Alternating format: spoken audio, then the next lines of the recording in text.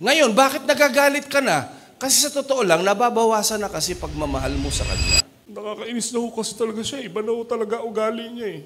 Kung makilala ko po yan, di naman yan ganyan eh. Sabi ko, oy, nagsisinungaling ka. Hello. Tingin kayo sa akin, di ba?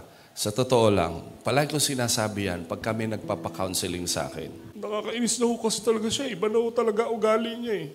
Kung makilala ko po yan, di naman yan ganyan eh. Sabi ko, oy, nagsisinungaling ka. Nung makilala mo yan, iyan na ugali niyan. Hello.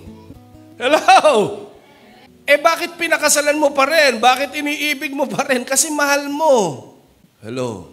Ngayon, bakit nagagalit ka na? Kasi sa totoo lang, nababawasan na kasi pagmamahal mo sa kanya. Lahat ng bagay na nasa loob ng tahanan natin, noon pa yun. Hindi mo lang napapansin kasi nagmamahalan pa kayo ng todo nung panahon na yun. Pag hindi okay, palitan mo na. Palitan mo na yung utak mo. No? Alam mo, sa totoo lang, kahit magpalit ka ng magpalit, pag yung mindset mo, ganun pa rin, wala pa rin. Para tuloy-tuloy ang buhay natin, palagi nating tandaan, walang totoong dakilang mangingibig maliban sa Panginoon. Palakpakan nga natin ang Panginoon.